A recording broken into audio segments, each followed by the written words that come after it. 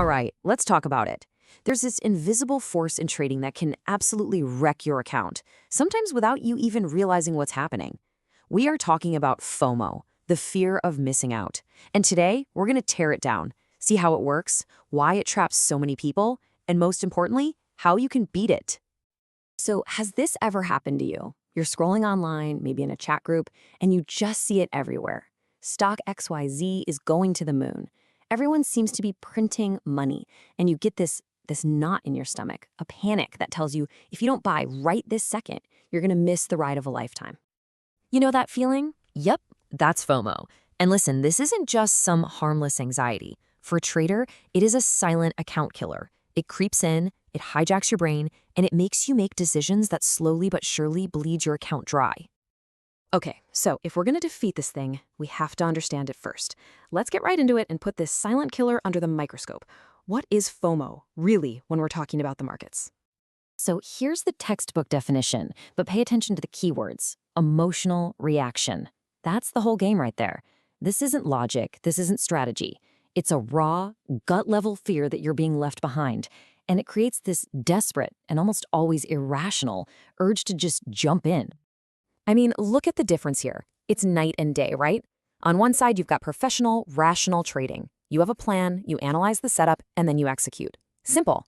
On the other side, that's FOMO trading. You see the hype, you feel the panic, and you smash that buy button on pure impulse. One's a business, the other is just a casino. So why is this trap so dang effective? What makes it so hard to resist? Well, to figure that out, we've got to pop the hood and look at the actual psychology that gives FOMO all its power. Think of FOMO as this dangerous cocktail made with 3 really potent ingredients.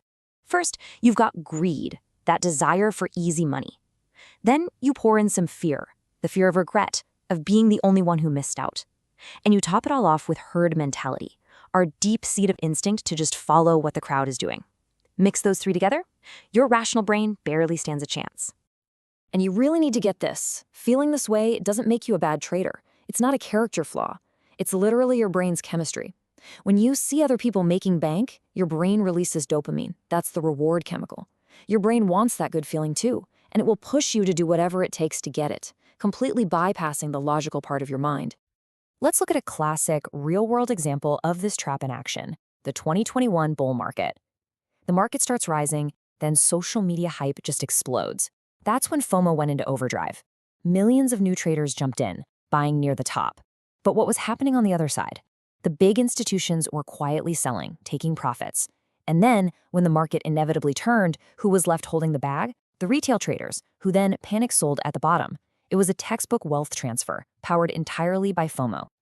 And the data tells the exact same story. It's a painful pattern. If you look at trading volumes, the biggest spikes from retail traders almost always happen right at the very peak of the market. You know, when everything feels euphoric and prices can only go up, that's the single most dangerous time to buy. But it's exactly when FOMO is screaming the loudest. And here's the other side of that same coin. When does the crowd finally sell? You guessed it, right at the bottom, when absolute panic has set in. They buy high because of greed, and they sell low because of fear. That is the destructive cycle of FOMO, right there in 2 charts. Okay, so this brings us to a really important question. It's easy to spot this stuff in hindsight, but how do you know if it's happening to you in the heat of the moment? Let's do a quick check-in and see if you might be a victim of FOMO. So be honest with yourself here. Number 1, are you jumping into trades with no real plan just because something is moving? 2, are you chasing hot stocks you've never even heard of, stuff that's nowhere near your watch list? And 3, do you feel that intense last chance pressure? Like if you don't buy right now, it'll be gone forever. If you're nodding your head to any of these, you're probably trading on FOMO. You know, if there's one piece of wisdom that can save you, it's this. That feeling that the train is leaving the station and you're about to miss it, you have to train yourself to just let it go.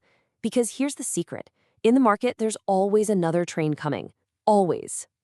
All right, so we've identified the problem. We know what it looks like. Now let's talk solutions. This next part is all about action. This is your practical anti-FOMO toolkit, the actual strategies you can start using today to protect yourself. This 5-point toolkit is basically your armor against emotion. It's about building systems so you don't have to rely on willpower. I'm talking about having a rock-solid plan before you even start your day, keeping a journal to hold yourself accountable, and waiting for your strategy to give you the green light. Every single one of these puts a layer of logic between your emotions and your money. And that trading journal, honestly, it might be the most powerful tool you have. Just look at this simple example. You write down the trigger, Twitter hype, the emotion, greed, and the result, a 15% loss. The lesson becomes crystal clear. Stick to my watch list. When you force yourself to write this down over and over, you literally start to rewire your brain to ignore the noise. This is the mindset shift that changes everything. You have to stop trying to catch every single move out there. It's impossible. The market will produce an infinite number of opportunities. Your capital, however, is very, very finite. Your number one job isn't to make money. It's to protect the capital you already have. Period. And that brings us to the final and maybe the most freeing idea of all. We're going to flip this whole thing on its head. Because in trading, learning that it's okay to miss out isn't just acceptable, it's actually a professional skill. And the difference this makes isn't small. We're talking huge. When you switch from trading on raw emotion to trading with a disciplined plan, your odds of long-term survival in this game don't just get a little better, they can go up tenfold. Beating FOMO is a literal trading superpower. So, this is it. This is the main takeaway. If you remember nothing else, remember this. Write it down, stick it on your monitor, whatever you have to do. Missing out on a winning trade might sting for a minute, but losing your hard-earned capital on a bad trade, that pain lasts a whole lot longer. It's an easy choice when you think about it that way. So I'll leave you with this one question to think about. The next time you feel that itch, that panic, that urge to jump in, I want you to stop, take a breath, and ask yourself, who's in the driver's seat right now? Is it fear, or is it your strategy? The answer to that question will define your entire trading career.